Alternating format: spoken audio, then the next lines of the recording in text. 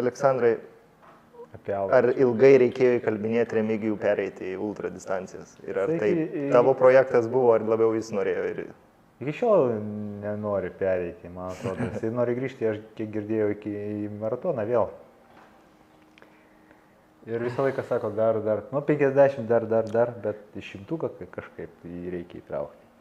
Aš kaip sakiau prieš tai buvusiam interviu Vingio parke, kai mes susilažinsim, gal tada gal pakalbėsim. Nežinau, ar mano žmona apsidžiaugtų. Kai sakyčiau, žiūrėk, aš šiandien išbėgsiu kiek, kokiam 3-4 valandom nebūsiu.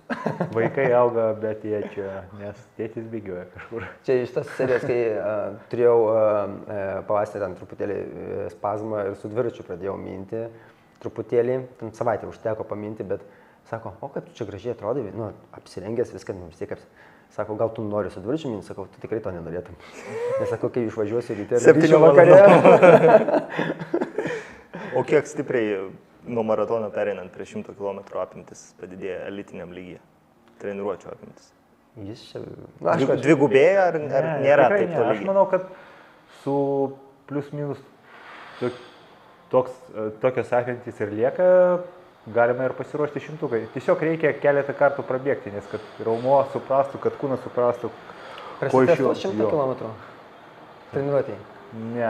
Juokauju. Bet, kaip čia pasakyti, bet jeigu nori pasiruošti elitiniam lygiui, vis tiek apimtis turi didėti. Žinom, kad tavo paties apimtis legendinės yra, bet... Bet turbūt čia vėl, kadangi yra pačiam tenka rašyti ir panašiai, tai turbūt labai skirtingo tipo bėgikai.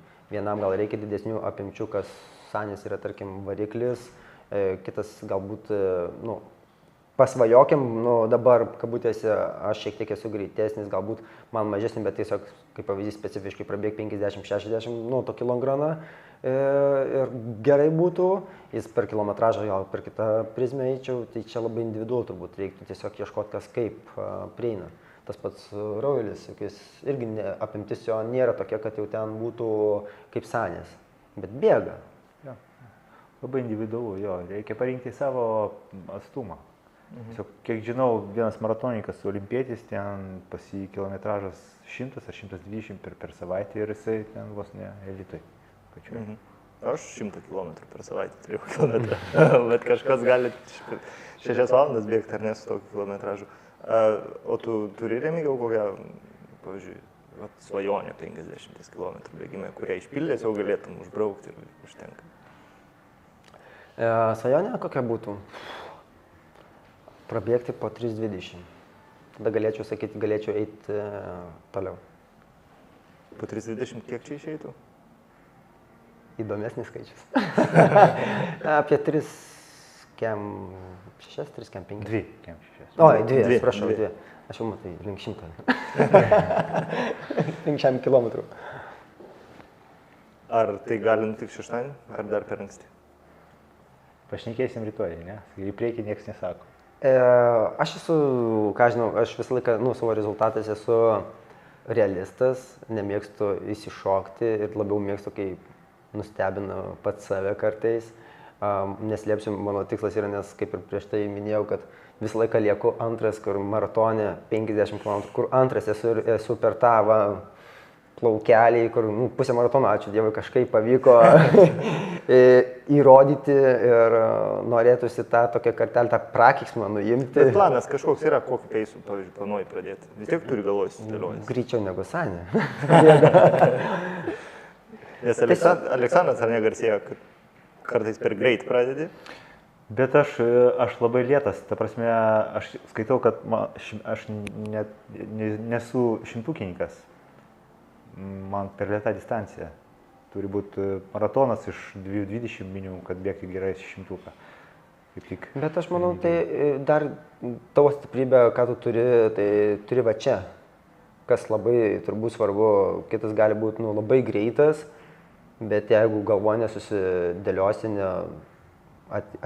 kaip pavyzdys pernai tu bėgai, kai veidžiau ir pamatai, kad jau Niderlandietis jau bando pabėgti ir, žinai, tas toks, ir sakau, žiūrėk, ramiai, mes bėgam pagal planą, kaip mes bėgom, bet po to, žinai, ir tau buvo duobė, bet tu paskui išlipai duobę, žinai, o kitam gali būti viskas, ta duobė, kur jeigu 10 km tęsiasi ir viskas pasibaigė, tai čia manau, kad tas turėjimas tvirtą psichologiją, kur sukti ratais ten stadionį ir panašiai, čia turbūt vienas tas niuansų, kad tu turi labai stiprų, žinai, ir kitą kartą, žinai, fizinis tavo gebėjimas nublanksta prieš tavo psichologinį.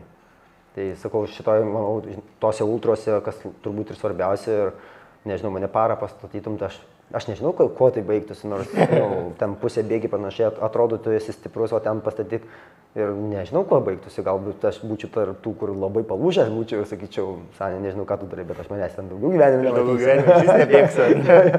Jau metus sportus, viskas. O kaip manot, kalbėjom apie tą skirtumą, ne, kai bėgi vieną ilgą ratą maratonė ir čia daug ratų, kur yra sunkiau vytis, kai maratono ilgoje distancijoje tu matai, kad iki varžovo liko ten kokie 2 km, ar ratais bėgant, kai tu supranti, kad pavyzdžiui tave paima ir aplenkia. Tai jau reiškia, tu turi visą ratą atžaisti. Kaip manau, jau sunkiau vytis? Nežinau, aš jau manau, jeigu kalbant apie 50, turbūt Sanė pakomentuos daugiau kaip apie ilgesnius. Apie 50 tai jau manau, kad prarasta, nes vis tiek tai nepilnai 2 km tai jau yra maža tikimybė, kad jam kažkas nutiks, kad jau jį tu aplenktum. Ten nebent blogiausias skrandis, mišlungis panašiai, bet jeigu, sakykime, pagal tą tobulą planą bėga, kad ir sulėtėja, jau yra be šansų. Turbūt ilgose ten 100 bėgant arba parą, tai turbūt tas ratas nieko tau nereiškia dar. Taip, tai parą tai tikrai ratas nieko nereiškia, netgi 10 km nieko nereiškia kartais. Šimtukė, ką žinau, aš nesu... Greitą. Nesibėgęs 5 šimtukė, pusė distancijos. Taip, ir... Jo.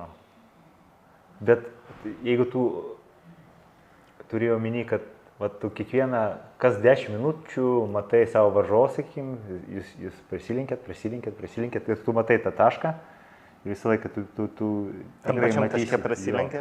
Ir kartais tu pradedi atlošinėti tą atstumą, irgi morališkai žaidžia labai stipriai. Tai aš gal tokį pavyzdį iš tų pačių pasaulio čempionato, Raulis bėgo ilgą laiką lyderis, bėga tiek ir Prancūzija buvo lyderė ir laimėjo kita Prancūzija, kuri iš vis buvo ten turbūt už top 10-uką, ramiai pradėjo. Tiek tą patys Japonai padarė, kur treneris stop, ramiai paleido ir akivaizdžiai, kur jau atrodo neįmanoma. Bet likus ten 2 ratam jį jau pasigavo, paskutiniam ratą išbėgo jau 3, atbėgo 4, nes net ir tas nyderlandietis atvažiavusis pagavo jį. Tai bet ir tai jau buvo atstumas, jau tikrai buvo, kur atstumas yra 100 km, skaitau, pakankamai greita distancija. Kalbant apie šitas varžybas, toks sugalvotas, ar ne, antrą kartą, ar ne, Lietuvoje vyksta, čia sugalvota mintis, kieno Aleksandrai buvo ta mintis visų pirma, ir ar tai galima sakyti, kad pirmos tokios varžybos pasaulio, kurios specifiškai kviečia ultrabėgikus ar ne atvykti ir žiūrėkit, mes padarysim trasą, jūs galėsite čia gerinti pasaulio rekordą. Aš manau, gal ir yra varžybų, bet kad tiek investuota į reklamą, į pačią trasą, tai man atrodo čia geriausia. Nes kai nuvažiuoji kažkur tai komercinės varžybas, jos tyliai tai praeina, žmonės net nežino, kad tai šiame mieste vyksta. Ten gyvenantys žmonės. Taip. O čia Vilnius tai labai garsiai praskambėjo ir praskambės. Jeigu bus pagerinti keli rekordai, tai iš vis gerai. Idealiausias variantas, kai mes galvojom vakar su Ryčiu, visi, kas numanė, ta prasme, Remigijus, Čarlis, šveicaras, japonas, nacionalinis padaro, sakys, kažkas negerai, reikia permatuoti tą trasą tikriausiai. Bus kaip su Alekna, kur važiuoja visi ir padaro rekordus, kur jisai pagerina. Bet šitoj distancijoje, šitam atstume labai svarbu tai, kad tau būtų žmogus, kuris kartu galėtų bėgti tą, ar ne? Tu iki šiol visus rekordus gerinai, neturėdamas tokio varžovo, kuris, nežinau, kelias valandas į nugarą kvėpuotų. Man tai gal ir tas ir maišo morališkai, gal, kad kvėpuotų į nugarą. Man gerai, kad aš vienas bėgu, savo tempą laikau, nesivaržau, nesukau, nes čia ultra ypač ilgose distancijoje, gal šimtukė, gal atvirkščiai yra. Tu bėgi pats su savim ir varžaisi su savim. Ta prasme, nėra taip, kad nes pagreitysi, paskui lūžis bus, duobė ir taip toliau. Ir aš visada sakau, kad šimtukas prasideda, varžybos prasideda po 70 kg. Jeigu nebūsi daug maž fresh, lūši, palūši. 70 km būtų fresh. Čia kaip maratonė 35 būk dar fresh.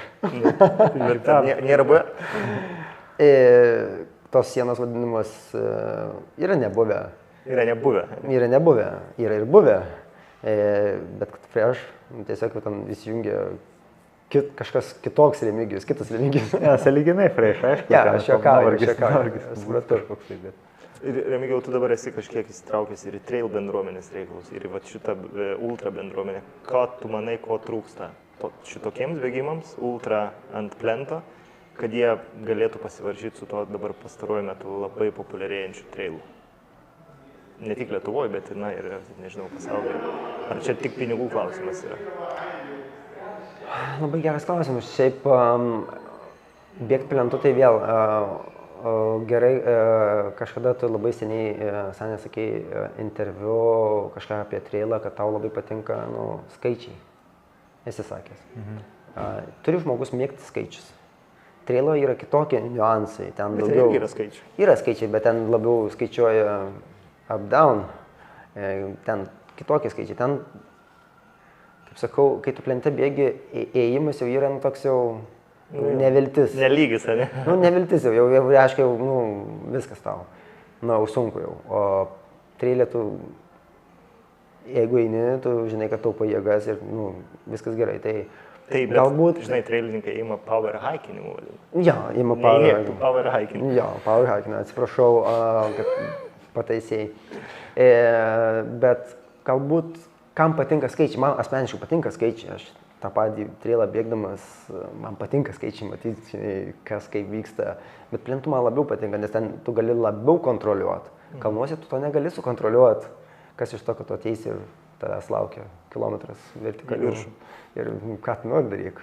Tai turbūt turi vienas iš faktorių tie skaičiai patikti, tas siekimybė ir panašiai. Ir galbūt mažiau tų žmonių, nes tas miškas, kalnai daugiau to tokio wild, sakykime, duoda truputėlį, kur tu bėgi ir tau kalnai, tikrai labai grožis tas visas atsiveria, bet kitokios tos galimybės yra ten pasirodyti.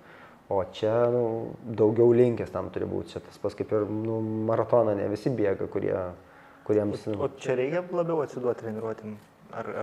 Ir ten reikia atsiduoti treniruotėm, aš nesakau, kad ten lengviau. Bet gal čia reikia truputį labiau tokio koncentracijos ir režimo? Čia daugiau tų skaičių yra, kuriuos tu įvykdyti ir panašiai. Ten žaidi su sukėlimu, bet truputėlį turi tos gal daugiau laisvės šiek tiek į vieną, į kitą pusę. Nesibėga, tai gerai, power hikinio įjungi ir panašiai. Čia nesibėga, jau kažką darai vėl, darai treniruotės, keiti ir panašiai. Truputėlį mano manimu, kad daugiau tos tokios griežtesnių tų tokių ribų yra plente. Ir kas, priklauso nuo tų, kas patinka, kam patinka tie griežtesni. Linijos skaičiai, man patinka, pavyzdžiui, skaičiai, tai kol kas man patinka ir kalnai, bet skaičiai labiau patinka. Daugiau matematikams, ne? Taip. Gal pabaigai, Aleksandrai, kaip manai, ar dažnai yra kalbama apie tai, kad maratone jau dabar dominuoja juodaodžiai bėgikai, ir ne, pats irgi važiuoja į stovyklas Kenijoje, Etiopai, jeigu jie pereitų į 100 km distanciją, ar jie turėtų čia pranašumą, ar jis kažkur išnyktų, tavo nuomonė? Kai girdėjau, kai auga ilgiai atstumas, tai baltaodis ir juodaodis susilygina, kažkur girdėjau, bet čia reikia tikrinti, nesu tikras. Kažkur girdėjau teoriją, kad juodaodžiai gali bėgti iki 50, paskui lūžta. Bet reikia, čia nėra pinigų ultrabėgimas ir sunku priversti juodaodžius, ta prasme, ateiti. Tos elito maratonininkus. Nėra prasmės bėgti tiesiog. Bet aš manau, kad daugelis galėtų iš 6 tikrai bėgti, o gal ir greičiau. Liudas Kipčiogė nefinišavo olimpinėse žaidynėse, karjera atrodo ta elitinė. Ką reikėjo pakviesti čia? Jau galbūt link pabaigos, ar ne? Ne, aš manau, jam neįdomu tiesiog būtų, nebent savo malonumai. Jisai kažkada tai minėjo, kad nori parabėgti į Komrats. Nu, lauksim, gal ateis. Reikia gal tiesiog pasiūlyti. Jo, bet... Nors yra iš Pietų Afrikos, kur bėga 100 km, tai kiek varžybų susidariau, tai pradžioje tu žiūrė, atrodo, jie taip lengvai bėga. Ten, nu, sakykime, tie patys Japonai, ten Europą. Tokie bėga, lyg atrodo ir sunkesni, o jie tokie laisvi, tokie pėdutė, atrodo visiškai. Pasižiūrė po 70 km, jau jie ten net ne top 10, bet jie vis tiek tak laisvai bėga, bet jau nebeišlaiko. Tai sakau, turbūt dar kitas faktorius turbūt lemia, kaip prieš tai minėjau, psichologinis faktorius. Jie gal vis tiek visi daugiau iš to, sakykime, gyvena. Vienas iš gyvenimo šaltinių ir jie iš savęs ten spaudžia, kiek maksimaliai yra. O čia, kaip ir minėjau, finansinės galimybės yra šiek tiek skurdesnės. Tai koks jiems tikslas dabar šį dieną? Nors treilė jau Kenijos bėgikų jau yra. Jau, nes pinigų atsirado. Pinigų atsirado, taip. Ir tikrai paskutinis klausimas, bėgimas neatsiejamas nuo kančios. Jums saviem patinka pakentėti? Ir kaip patinka? Be kančios nepajusi malonumą, neatskirsi. Turi būti, ta prasme, prispausti tave reikia prie grindų, kad pajusti visą gerumą. Taip. Kentėti nepatinka niekam, bet...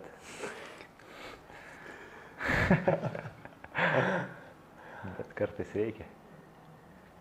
Aš tai gimiau su pavardė. Aš neturiu kito pasirinkimo.